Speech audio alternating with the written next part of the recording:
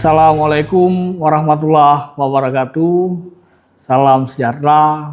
Perkenalkan, saya Khalisni, SIP MPA, dosen pada program studi ilmu politik Universitas Syahkuala.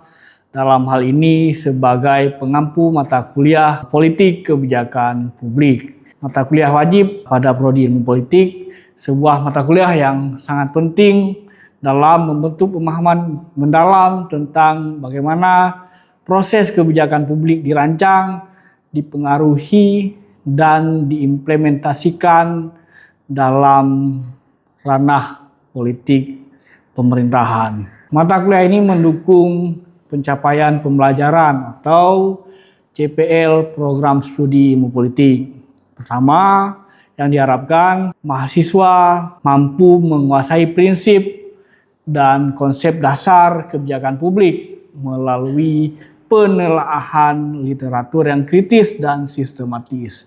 Penguasaan ini akan menjadi fondasi intelektual dalam memahami bagaimana proses kebijakan publik itu dirumuskan, dijalankan atau diimplementasi di lapangan dan dievaluasi di dalam kondisi politik pemerintahan dan politik yang dinamis.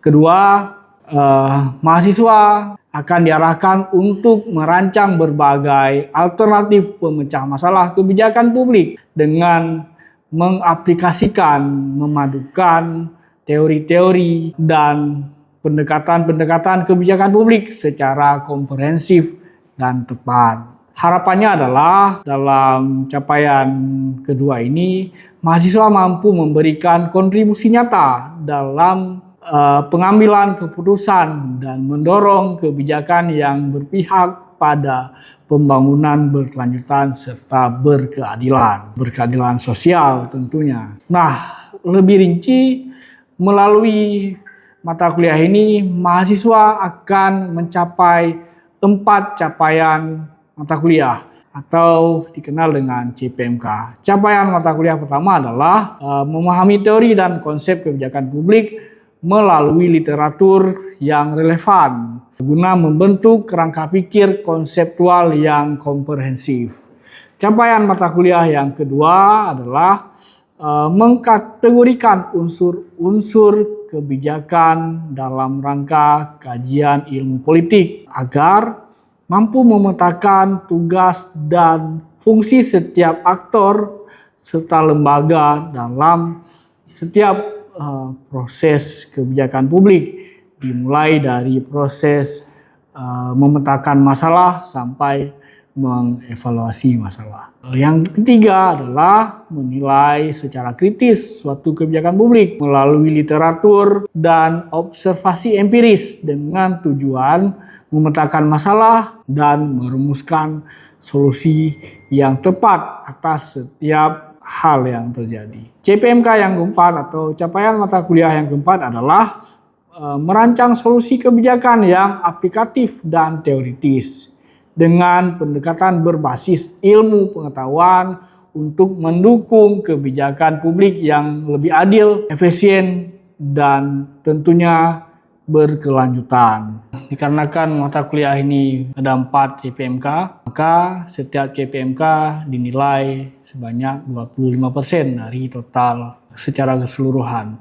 CPMK 53 25%, CPMK 54 25%, CPMK 55 ada 25%, dan CPMK 56 ada 25%, dan semua itu tertuang ke dalam beberapa bentuk kegiatan. Ada kuis, ada tugas, ada ujian tengah semester atau evaluasi tengah semester, dan ujian akhir semester atau evaluasi akhir semester, dan penilaian partisipasi.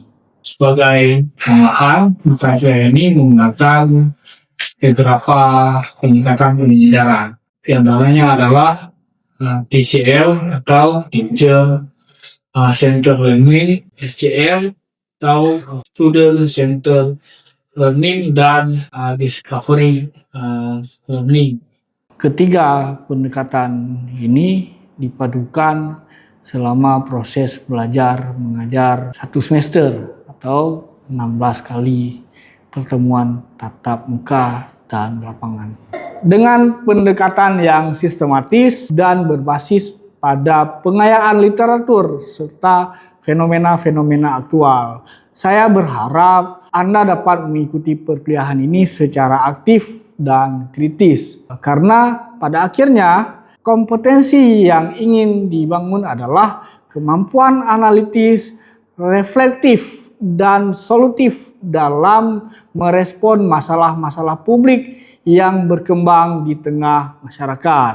Mari bersama kita bangun pemahaman yang utuh tentang politik kebijakan publik demi kontributif nyata terhadap pembangunan yang inklusif dan berkelanjutan.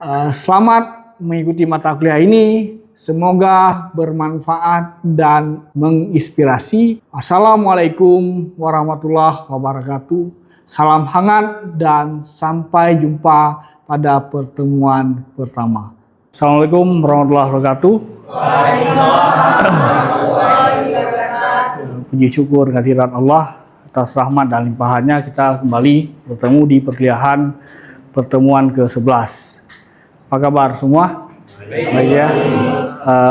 Sebagaimana yang sudah kita ketahui bahwa ini pertemuan lanjutan dari pertemuan lalu.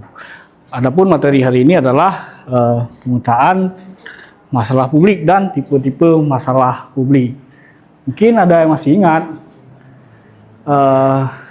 apa itu kebijakan publik atau apa yang dimaksud dengan kebijakan publik? Mungkin ada yang bisa menjawab. Ya, oke, silakan. Strategi kebijakan publik adalah hal-hal yang dilakukan atau tidak dilakukan oleh pemerintah. Jadi benar ya apa yang disampaikan oleh Rais. Mungkin sedikit saya luruskan bahwa kebijakan publik itu apa yang dipilih oleh pemerintah untuk diselesaikan dan tidak selesaikan.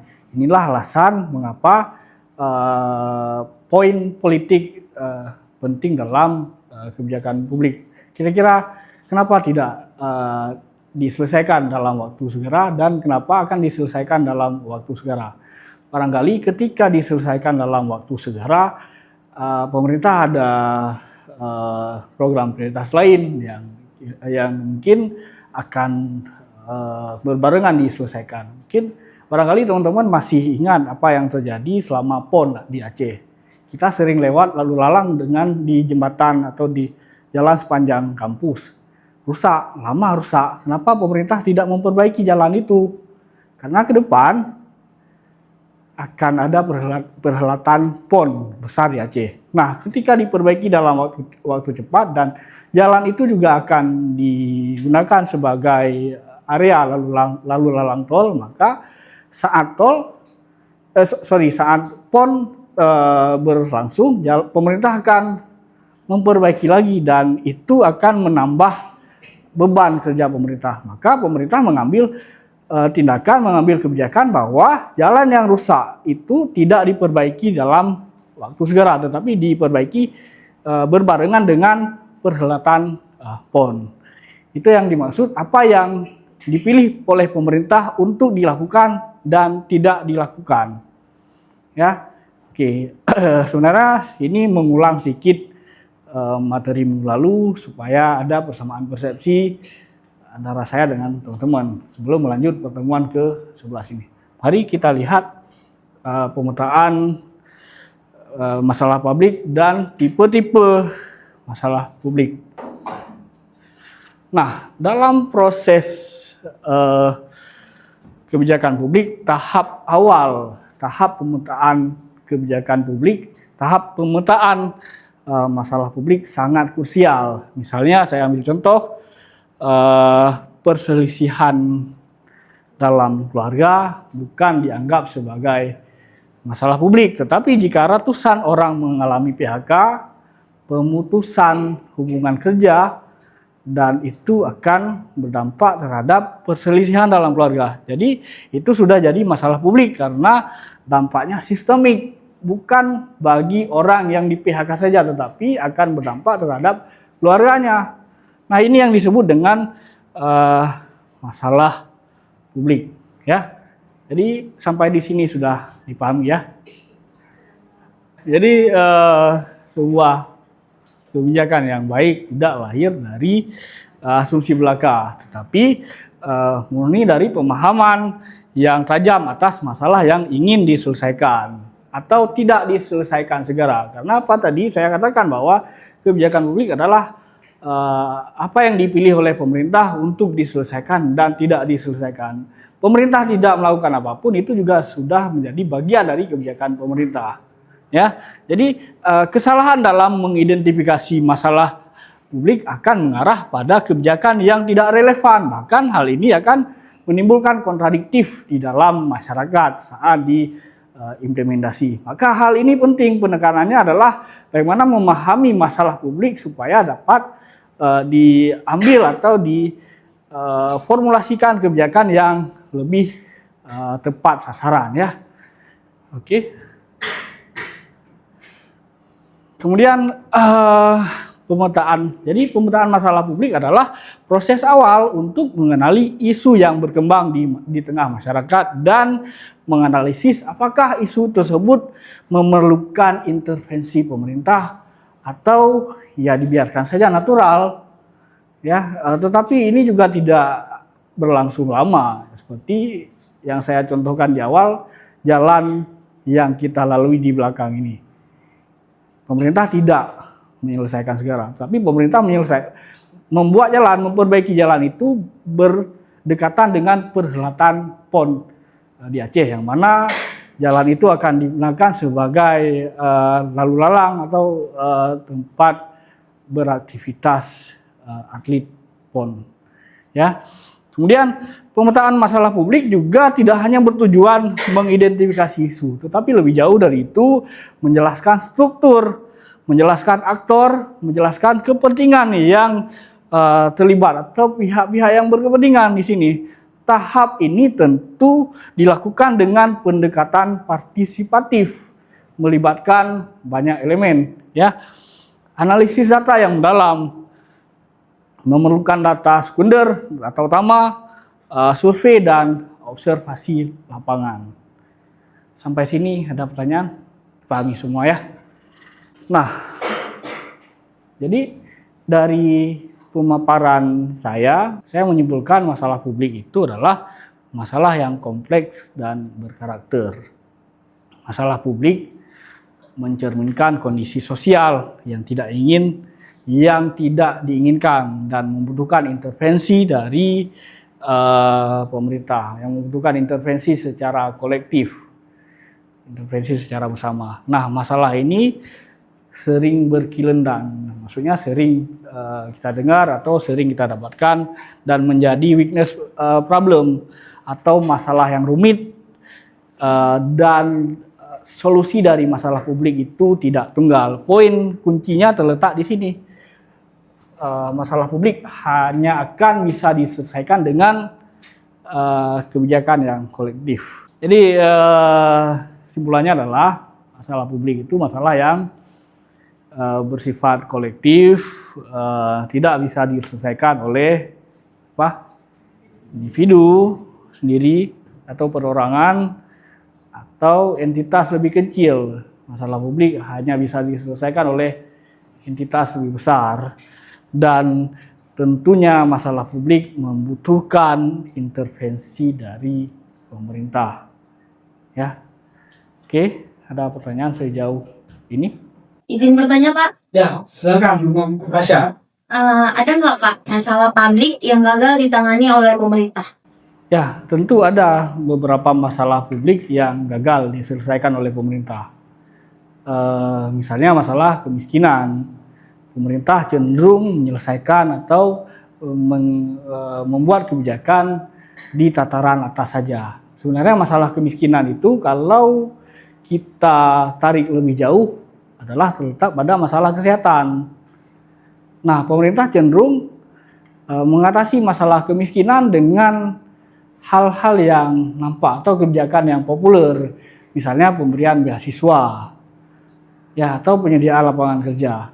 Tetapi hal yang mendasar dilupakan oleh pemerintah. Apa hal mendasar? Saya menarik lebih jauh masalah kemiskinan sumber utamanya adalah masalah kesehatan, di mana dalam hal ini pemerintah hanya menyelesaikan atau hanya membuat kebijakan yang populer, tapi kurang memperhatikan masalah utama, masalah stunting. Masalah stunting kalau ditarik lebih jauh lagi, dikarenakan ketidakcukupan gizi bayi dalam kandungan. Kalau bayi dalam kandungan tidak cukup gizi, maka seorang ibu akan melahirkan anak atau seorang anak yang stunting atau lemah secara pikiran dan lemah secara fisik. Lemah secara pikiran dan secara fisik artinya kemampuan berpikir rendah. Masa depannya juga akan curam. Dia tidak bisa berpikir dengan normal, dia tidak bisa berpeluang mendapatkan pekerjaan yang baik. Akhirnya ya, kemiskinan tidak selesai-selesai dan gagal, walaupun pemerintah sudah mengeluarkan berbagai model kebijakan, tetapi akarnya tidak diselesaikan oleh pemerintah. Akarnya adalah stunting, akarnya adalah gizi buruk ibu yang mengandung. Ya mungkin itu ya, sudah dipahami. Oke, baik. Nah, kemudian kita lihat lebih lanjut masalah publik yang tipenya struktural dan teknis. Pertama kita lihat masalah publik struktural adalah masalah yang masalahnya terkait dengan ketimpangan sistemik budaya atau hukum. Contohnya adalah ketimpangan gender, sistem hukum yang diskriminatif, atau ada aturan hukum yang saling berseberangan. Ini masalah struktural. Kemudian ada masalah publik yang sifatnya teknis atau tipenya teknis. Ini masalah yang dapat diselesaikan dengan solusi praktis, teknologi atau administratif. Nah, contohnya adalah sistem informasi BPJS yang kita ketika berobat BPJS perlu mengantri lama, ya. Sekarang sudah ada teknologi yang kemudian mampu menyelesaikan masalah ini. Kurangnya alat medis, ini juga contoh sebagai masalah teknis. Nah, masalah teknis bisa ditangani secara cepat. Masalah struktural tentu memerlukan reformasi dan perubahan yang sifatnya jangka panjang. Oke, ada yang bertanya? Saya anggap clear ya. Nah, ada beberapa pendekatan dalam menyelesaikan permasalahan publik. Ada pendekatan strategis dalam menangani masalah publik. Kalau masalah publik yang sifatnya atau tipenya kronis dan struktural, pendekatan yang saya sarankan dan yang disarankan adalah reformasi kebijakan, perubahan sistem, atau advokasi kebijakan publik. Advokasi kebijakan publik maksudnya ketika ada kebijakan dan tidak relevan lagi dengan kondisi saat ini, maka kebijakan ini diganti dengan kebijakan yang lebih sesuai. Ada advokasi kebijakan untuk pembaharuan kebijakan. Yang kedua, masalah dengan tipe kronis, pendekatan yang disarankan adalah penanganan darurat, mobilisasi secara cepat, dan solusi teknologi. Yang ketiga, masalah publik yang tipenya lokal struktural, pendekatan yang disarankan adalah pemberdayaan komunitas, desentralisasi anggaran, dan penguatan elemen daerah, penguatan suprastruktur dan entitas daerah. Yang terakhir, masalah publik dengan tipe nasional teknis, pendekatan yang saya sarankan adalah harmonisasi regulasi, menyatukan regulasi, menyamakan regulasi. Masalah publik yang tipenya nasional teknis, pendekatan yang disarankan adalah harmonisasi regulasi, dukungan oleh pemerintah pusat, dan koordinasi antar sektor, antar kementerian dalam hal ini untuk penanganan masalah yang sifatnya nasional dan teknis. Ini mungkin di awal sudah saya singgung, cuma ini lebih jelas, lebih detail kita bahas. pemetaan masalah stunting di Indonesia. Aktor yang terlibat ada Kemenkes, ya Kementerian Kesehatan, ada pemerintah daerah, BKKBN, keluarga, dan LSM yang peduli terhadap gizi. Kemudian kita turunkan lagi, akar masalah dari stunting di Indonesia adalah kurangnya edukasi gizi, kemiskinan, dan sanitasi buruk. Ini sebenarnya semua akan bermuara ke sini, ke kemiskinan. Dampak dari stunting adalah gagal tumbuh, SDM rendah, beban ekonomi jangka panjang, dan akhirnya menyebabkan kemiskinan berlanjut. Masalah stunting bisa dilihat sebagai masalah kronis. Bagaimana tadi masalah kronis? Masalah yang harus diselesaikan segera, sifatnya nasional dan struktural. Artinya masalah stunting itu harus melibatkan pemerintah pusat untuk menyelesaikannya. Pemerintah daerah tidak punya kapasitas sebagai regulator, tapi barangkali bisa diserah tugaskan sebagai pelaksana kebijakan. Terakhir, solusi dari masalah stunting di Indonesia perlu intervensi lintas sektor, ya, supaya semua terpenuhi. Lintas sektor seperti gizi, tugas siapa? Tugas Kementerian Kesehatan, air bersih di LHK, edukasi barangkali ini Kementerian Pendidikan, dan insentif ekonomi perlu koordinasi dengan atau intervensi dengan Kementerian Keuangan, ya. Ini sudah terjawab kembali pertanyaan yang ditanyakan oleh Natasha tadi. Oke, ini poin hari ini. Inti dari poin hari ini adalah dampak dalam politik kebijakan publik. Masalah adalah titik mula kekuasaan bekerja. Siapa yang mendefinisikan masalah akan menentukan arah kebijakan. Kita melihat sendiri masa Pak Prabowo dengan masa Pak Jokowi berbeda arah kebijakannya. Kenapa berbeda arah kebijakannya? Saya melihat bahwa mereka ini kedua kepemimpinan Indonesia, dua presiden Indonesia ini mendefinisikan masalah publik yang berbeda. Kalau Pak Jokowi lebih fokus pada infrastruktur dan suprastruktur, tapi Pak Prabowo lebih lanjut dari itu barangkali, lebih fokus pada ketahanan pangan, ketahanan energi, dan ketahanan keamanan. Ya, kita bisa lihat dari program-program dan kebijakan-kebijakan yang dikeluarkan di masa kepemimpinan Pak Prabowo. Nah, mahasiswa perlu memahami pemetaan masalah. Masalah publik tentu tidak netral. Masalah dalam kebijakan publik tentu tidak netral, bisa dipolitisir, bisa disederhanakan, atau bahkan bisa disembunyikan. Nah, oleh karena itu perlu kemampuan berpikir yang kritis dari kita sebagai kaum akademika, dan perlu analisis mendalam, membaca masalah yang sangat krusial dalam pendidikan ilmu politik, dalam pendidikan politik kebijakan publik secara lebih lanjut. Oke, ada yang bertanya? Izin bertanya, Pak. Assalamualaikum warahmatullahi wabarakatuh. Assalamualaikum. Izin bertanya, Pak. Saya Robert Albar yang bertanya. Jadi dalam demokrasi, bagaimana peran aktor non-negara seperti LSM, media, dan masyarakat sipil dalam mengidentifikasi, memperjuangkan, dan mendorong penyelesaian suatu masalah publik? Apakah keberadaan mereka selalu positif? Baik, sekian. Terima kasih. Oke, jadi aktor non-negara seperti yang dimaksud tadi, LSM, ada masyarakat, dan elemen sipil lainnya berperan penting dalam mengangkat isu-isu atau permasalahan-permasalahan yang pemerintah kadang-kala abai dalam hal ini.